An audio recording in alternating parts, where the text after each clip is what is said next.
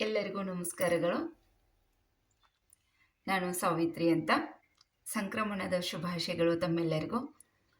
ನಮ್ಮೆಲ್ಲರಿಗೂ ಸಂಕ್ರಮಣದ ಹಬ್ಬ ಆಗಿತ್ತಂದರೆ ವಿದ್ಯಾರ್ಥಿಗಳಿಗೆ ಪರೀಕ್ಷೆನೇ ಒಂದು ಹಬ್ಬ. ಹಾಗಾದರೆ ಈ ಪರೀಕ್ಷೆ ಎನ್ನುವಂತಹ ಭಯದಿಂದ ಮುಕ್ತರಾಗಬೇಕಾಗಿತ್ತಂದರೆ ಪಾಲಕರಿಗೆ ಒಂದಷ್ಟು ಸೂಚನೆಗಳನ್ನು ನಾನು ತಿಳಿಪಡಿಸಲಿಕ್ಕೆ ಇಚ್ಛಿಸ್ತಾ ಇದ್ದೇನೆ. ಮೊದಲನೇದಾಗಿ, ಪಾಲಕರು ಹೆಚ್ಚಿನ ಸಮಯವನ್ನು ಮಗು ನಿಮ್ಮ ಮನೆಯಲ್ಲಿ ಕಳೆಯುವುದರಿಂದ ಆ ಮಗು ಮನೆಯಲ್ಲಿ ಯಾವ ರೀತಿಯಾದಂತಹ ಬದಲಾವಣೆಯ ಲಕ್ಷಣಗಳು ನಿಮಗೆ ಕಂಡು ಬರ್ತಾ ಇದ್ದಾವೆ. ದಿನದಿಂದ ವಯಸ್ಸಾದಂತೆ ಮಕ್ಕಳಲ್ಲಿ ಏನಾಗ್ತಾ ಇದೆ, ಬದಲಾವಣೆ ಕಂಡು ಬರ್ತಾ ಇದೆ. ಆ ಬದಲಾವಣೆಗೆ ಮೂಲ ಕಾರಣ ಏನು ಅನ್ನೋದನ್ನು ನೀವು ಕಂಡು ಹಿಡಿಬೇಕಾಗ್ತಾ ಇದೆ.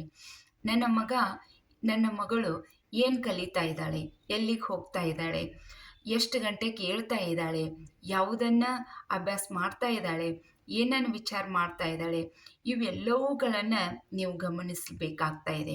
ಯಾಕಂದರೆ ಹಣ ಆಸ್ತಿಯನ್ನು ನಾವು ಸಂಪಾದನೆಯನ್ನು ಮಾಡ್ಬೋದು, ಆದರೆ ಮಕ್ಕಳಿಗೆ ಒಂದು ಶಿಕ್ಷಣ ಅಂತಿದೆಯಲ್ಲ, ಆ ಶಿಕ್ಷಣವೇ ನಿಮ್ಮ ಮಗುವಿಗೆ ಒಂದು ಆಸ್ತಿ ನೀವು ಮಾಡಿದ ಹಾಗೆ ಅಂತ.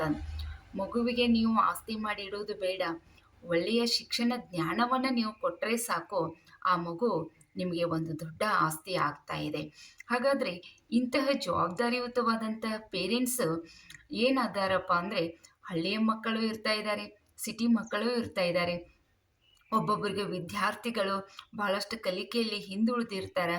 ಇನ್ನು ಕೆಲವೊಂದು ವಿದ್ಯಾರ್ಥಿಗಳು ಮಧ್ಯಮದಲ್ಲಿ ಕಲಿತಿದ್ದಿರ್ತಾರೆ. ಇನ್ನು ಕೆಲವೊಂದು ವಿದ್ಯಾರ್ಥಿಗಳು ಭಾಳಷ್ಟು ಮುಂದಿದ್ದಿರ್ತಾರೆ. ಈ ವಿದ್ಯಾರ್ಥಿಗಳಲ್ಲಿ ಅನೇಕ ರೀತಿಯಾದಂಥ ವಿಚಾರಗಳು ಇರ್ತಾ ಇದ್ದಾವೆ. ಕೆಲವೊಬ್ಬರು ಹೇಳದೆ ಎದ್ದು ಓದ್ತಾರೆ. ಇನ್ನು ಕೆಲವೊಬ್ಬ ವಿದ್ಯಾರ್ಥಿಗಳು ಎಬ್ಸಿದ್ರೂ ಹೇಳೋದನ್ನೇ ಇಲ್ಲ. ಇನ್ನು ಕೆಲವೊಂದು ವಿದ್ಯಾರ್ಥಿಗಳು ಹೇಳದೆ ಅವು ಮಕ್ಕಳಿಗೆ ನಾವು ಹೇಳದೇ ಇದ್ರೂ ಕೂಡ ತಮ್ಮಷ್ಟಕ್ಕೆ ತಾವೇ ಅಭ್ಯಾಸವನ್ನು ಮಾಡ್ತಾ ಇದ್ದಾವೆ. ಇನ್ನು ಕೆಲವೊಂದು ವಿದ್ಯಾರ್ಥಿಗಳಿಗೆ ಹೊಡೆದು ಬಡೋದು ಪೇರೆಂಟ್ಸ್ ಮಾಡ್ತಾ ಇದ್ದಾರೆ. ಖಂಡಿತ ಆ ರೀತಿ ನೀವು ಭಯದ ವಾತಾವರಣ ಮನೆಯಲ್ಲಿ ಸೃಷ್ಟಿಸಲಿಕ್ಕೆ ಹೋಗಬೇಡಿ. ಯಾಕೆ ಅಂದರೆ ಮಕ್ಕಳ ಮನಸ್ಸು ಬಹಳಷ್ಟು ಸೂಕ್ಷ್ಮವಾಗಿರ್ತದೆ. ಅದರಲ್ಲಿ ಇರುವಂಥ ಸೂಕ್ಷ್ಮತೆಯನ್ನು ನೀವು ಮಕ್ಕಳಿಗೆ ಏನಾದರೂ ಒಂದು ಆಘಾತಕಾರಿಯಾದಂಥ ಘಟನೆ ಆ ಮಗುವಿಗೆ ಸಂಭವಿಸ್ತಪ್ಪ ಅಂತಂದರೆ ಕಲಿಕೆಯಲ್ಲಿ ಮಗು ಏನಾಗ್ತಾ ಇದೆ, ಹಿಂದುಳಿತಾ ಇದೆ. ಭಯದ ವಾತಾವರಣದಿಂದ ಆ ಮಗು ಹೊರಗೆ ಬರಬೇಕಾಗ್ತಾ ಇದೆ. ಅದಕ್ಕೆ ಭಯ ತರುವಂಥ ವಾತಾವರಣವನ್ನು ಯಾವತ್ತೂ ನೀವು ರೂಪಿಸ್ಕೊಳ್ಳಿಕ್ಕೆ ಹೋಗಬೇಡಿ. ಅದು ಎಷ್ಟು ಓದ್ತಾನ ಅಷ್ಟನ್ನು ನೀವು ಏನು ಮಾಡಬೇಕು, ಪ್ರೀತಿಯಿಂದ ಆ ಮಗುವನ್ನು ಬದಲಾಯಿಸಲಿಕ್ಕೆ ನೀವು ಪ್ರಯತ್ನಿಸಬೇಕಾಗ್ತಾ ಇದೆ. ಆತನ ಸಂಗಡಿಗರು ಅಂದರೆ ಸಜ್ಜನರ ಸಂಘವದು ಹೆಜ್ಜೆಯನ್ನು ಸವಿದಂತೆ ಅಂತ ಹೇಳಿದೆ. ಆದರೆ ನಮ್ಮ ಮಗು ಯಾರ ಸಂಘವನ್ನು ಮಾಡ್ತಾ ಇದೆ, ಎಂಥರ ಸಂಘವನ್ನು ಮಾಡ್ತಾ ಇದೆ ಅನ್ನುವ ವಿಚಾರವನ್ನು ಕೂಡ ನೀವು ಮಾಡಬೇಕಾಗ್ತಾ ಇದೆ. ನಿಮ್ಮ ಮಗುವಿನ ಕೈಯಲ್ಲಿ ನೀವು ಮೊಬೈಲನ್ನು ಕೊಡ್ತಾ ಇದ್ದೀರಾ. ಆ ಮೊಬೈಲ್ದಲ್ಲಿ ಅದು ಮಗು ಏನು ಮಾಡ್ತಾ ಇದ್ದಾನೆ, ಎಷ್ಟನ್ನು ಓದ್ತಾ ಇದ್ದಾನೆ, ಕಾಲೇಜಿಗೆ ತೊಗೊಂಡು ಹೋಗ್ತಾ ಇದ್ದಾನೆ, ಕಾಲೇಜಲ್ಲಿ ಮೊಬೈಲ್ ಅವಶ್ಯಕತೆ ಇದೆನಾ ಇಲ್ವಾ ಅನ್ನೋ ವಿಚಾರವನ್ನು ಪೇರೆಂಟ್ಸ್ ಆದಂಥವರು ಆದಷ್ಟು ಏನು ಮಾಡಬೇಕು, ಮೊಬೈಲ್ ಅತೀ ಅವಶ್ಯ ಇದ್ದಲ್ಲಿ ಮಾತ್ರ ಮಕ್ಕಳಿಗೆ ಬಳಸಲಿಕ್ಕೆ ನೀವು ಕೊಡಬೇಕಾಗ್ತಾ ಇದೆ. ಈ ಕಾರಣಕ್ಕಾಗಿ ಮಕ್ಕಳ ಒಂದು ಜವಾಬ್ದಾರಿ ಪೇರೆಂಟ್ಸಿಗೆ ಬಹಳಷ್ಟು ಇರ್ತಾ ಇದೆ. ಅದಕ್ಕನ್ನು ಮಕ್ಕಳಿಗೆ ಹೇಳೋಕ್ಕಿಂತ ಮುಂಚಿತವಾಗಿ ನಾನು ಕೆಲವೊಂದು ವಿಚಾರಗಳನ್ನು ನಾನು ನಿಮಗೆ ತಿಳಿಸ್ಪಡಿಸ್ತಾ ಇದ್ದೇನೆ. ಅದಕ್ಕಾಗಿ ಮಕ್ಕಳನ್ನು ರೂಪಿಸುವಂತಹ ಉತ್ತಮ ವ್ಯಕ್ತಿತ್ವವನ್ನು ರೂಪಿಸುವಂತಹ ಒಂದು ಮನೆಯ ವಾತಾವರಣ ಇರಬೇಕಾಗ್ತಾ ಇದೆ. ಮನೆಯಲ್ಲಿ ಮಗುವಿನ ಮುಂದೆ ಜಗಳ ಮಾಡೋದು, ಅವಾಚ್ಯ ಶಬ್ದಗಳನ್ನು ಬೈಯೋದು, ಆಕೆ ಅವ ಈಕೆ ಅನ್ನೋದು, ಇವುಗಳನ್ನು ಒಂದಷ್ಟು ಮಗುವಿನ ಒಂದು ಭಾವನಾತ್ಮಕತೆಗೆ ನೀವು ಏನು ಮಾಡಬೇಕಾಗ್ತಾ ಇದೆ, ಮಗುವಿನ ಜೊತೆಗೆ ಅನ್ಯೋನ್ಯವಾಗಿ ಇರಬೇಕು.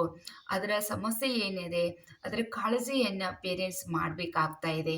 ಕೆಲವೊಂದು ಮಕ್ಕಳು ಬಹಳಷ್ಟು ಹಠವಾಗಿರ್ತಾ ಇದ್ದಾವೆ, ಅದನ್ನು ದಂಡಿಸುವುದನ್ನು ಖಂಡಿತ ನೀವು ಮಾಡಬೇಡಿ ಅಂತ ನಾನು ಹೇಳ್ತಾ ಇದ್ದೇನೆ.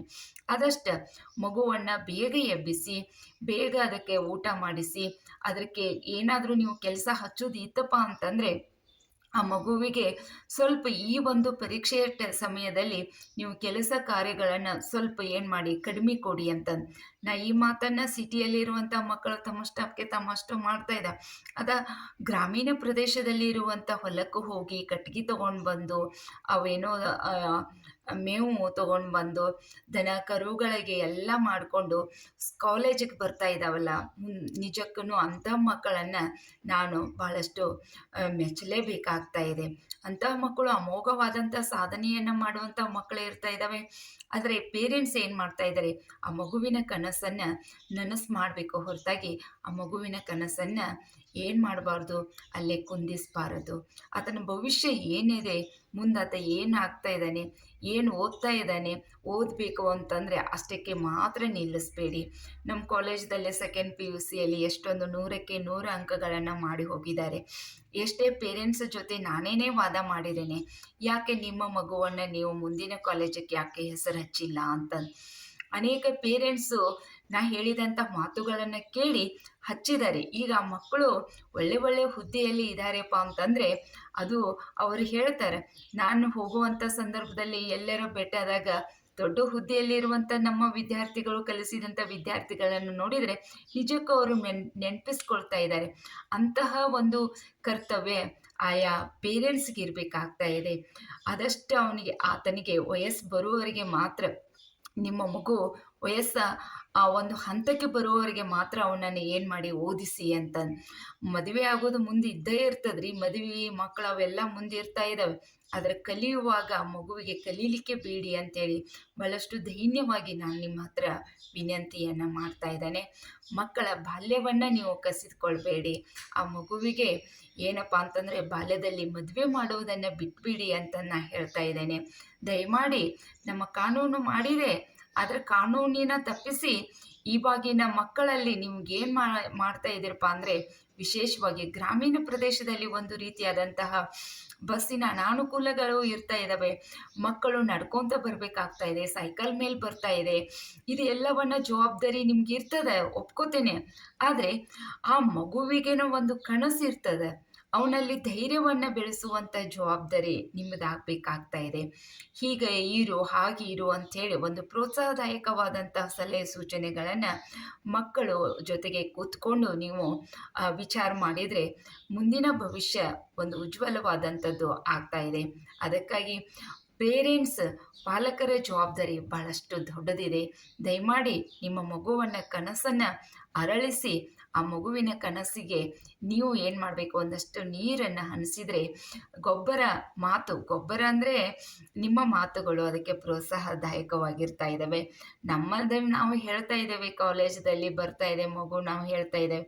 ಆದರೆ ಹೆಚ್ಚಿನ ಒಂದು ಅವಧಿ ನಿಮ್ಮ ಮನೆಯಲ್ಲೇ ಇದೆ. ಅದಕ್ಕಾಗಿ ಮಗುವಿಗೆ ಆಸೆ ಆಕಾಂಕ್ಷೆಗಳು ಬಹಳಷ್ಟು ಇರ್ತಾ ಇದ್ದಾವೆ. ಅವುಗಳ ತಕ್ಕಂಗೆ ಪೇರೆಂಟ್ಸ್ ಆದಂಥವರು ವಿಚಾರ ಮಾಡಿ ಅಂತಂದು ಹೇಳ್ತಾ, ನನ್ನ ಮಾತುಗಳನ್ನು ನೀವು ಕೇಳಿದ್ದಕ್ಕೆ ತುಂಬ ಅನಂತವಾದಂತಹ ಧನ್ಯವಾದಗಳನ್ನು ಅರ್ಪಿಸ್ತಾ ಇದ್ದೇನೆ.